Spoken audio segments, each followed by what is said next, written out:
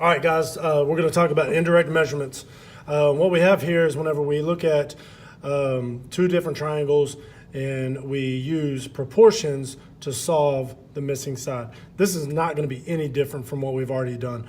But what I want to do is let's go down to example 3 and let's just look at it, because this is kind of the scenario that we get a lot.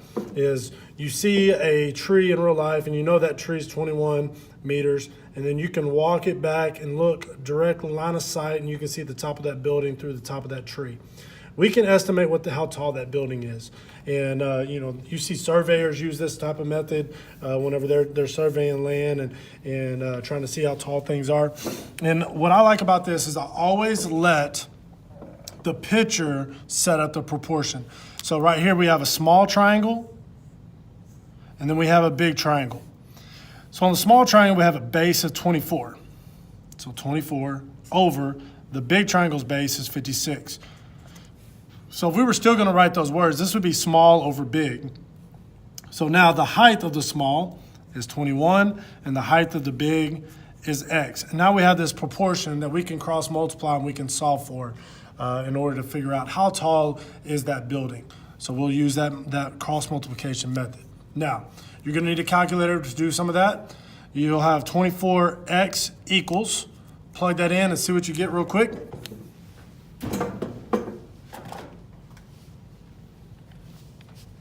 (21) times 56.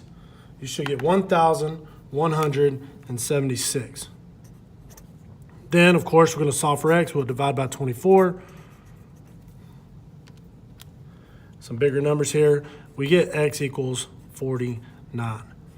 So, using indirect measurements, a great way to figure out the distance of something by using a smaller figure and then getting it bigger and figuring out by proportions how tall is that bigger figure. So as you see, we got the same setup right here on example 1. The base of the first one, 10. The base of the big one is 22. The height of the small one is 5, and then x is the height of that big triangle. So now as we cross multiply, we're going to get 10x equals 110. We divide by 10, x equals 11. Really and truly, there's nothing different about this from what we've already been doing. But like I said, it's just a way for us to use some real world scenarios here to figure this out. Okay, small triangle, 8 with a lateral side there of 3. Big triangle is x with a side there of 6. So if I look at this, I'm going to do 8 over x. That was small over big, so it's 3 over 6. Small over big on both of those.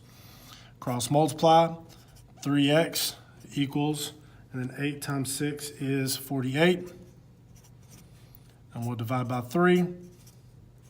X equals 16.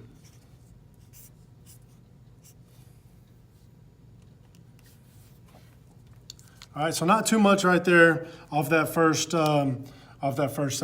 Let's go on to the next side. Okay, on the back side of this, we have word problems. And in order for us to use these word problems, we're going to need to draw pictures off of the words. It really helps us out. So Stephanie stands 2 feet from a lamppost. Her shadow is 3 foot long. If Stephanie is 5 foot tall, how tall is a lamppost? So a couple things on our picture here. As I'm reading this, I'm seeing we have a lamppost here.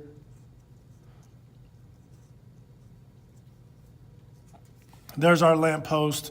Then we have Stephanie, who's standing here. She's a girl. She's got hair. All right. And this light is shining here and creating a shadow of Stephanie's. And the shadow, Stephanie is 5 feet tall, and her shadow is 3 foot long. Okay. And she's standing 2 feet from the lamppost. So from here to here is 2 feet. So as we look at this picture, we can start to figure out, okay, well, the small triangle here is 3 by 5. The big triangle is 2 and 3. We're going to add these together. It's 5 by x. So now as I set this up, just like I did on the other side, 3 by 5, the small over the big, So that's a small base over the big base. Then 5, the small height, over x, the big height. Cross multiply, 3x equals 25. Divide by 3. And 25 divided by 3, that's going to give us a big decimal, 8.3 repeating. Okay, so we'll just leave this as 25 over 3 right now. And with that, we will say feet. Okay, each time Old Faithful in Yellowstone National Park erupts, ranger can estimate the height of the geyser by comparing it to the height of a tree. First, the ranger locates a tree of the same height, finds the shadow of a tree is 93 feet at the same time the shadow of a 6-foot ranger is 4 feet. So you got this tree.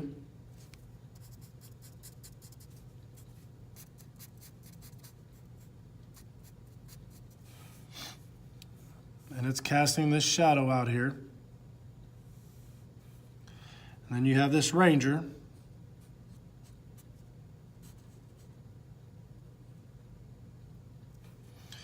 And you have his shadow. And the ranger is 6 foot. The shadow of the 6-foot ranger is 4 feet. So the shadow is 4 feet. The shadow of the tree is 93 feet. And what's x, the height of the tree?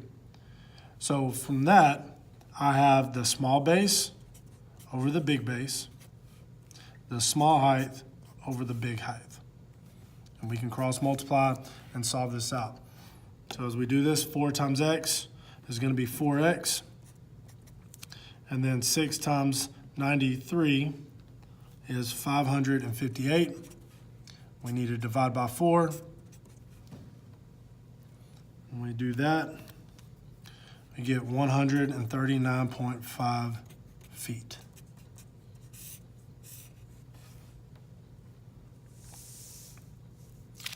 Okay, the next picture can be a little tricky. You got a mirror on the ground. It's 8 feet from Ricky and 19 feet from the flagpole. So we have Ricky here. There's a mirror on the ground, and you have a flagpole over here. And so as he's doing this, he's seeing the top of the flagpole. So here's our 2 triangles. We have a triangle here. We have a triangle here. So now, Ricky's 6 foot tall. And Amir is 8 feet from Ricky, so there's 8 feet to that mirror there. And then, and 19 feet from the flagpole, so from here to here is 19 feet. And now Ricky can see the top of the flagpole. How tall is the flagpole? So there's my x. So we have Ricky's triangle here. The base is 8. The flagpole's base is 19. Ricky's height is 6. Find the flagpole's height. Okay, we're going to have to cross multiply here to solve this proportion. When we do that, 8 times x is 8x. 19 times 6 is 114. Finish out our last step, divide by 8.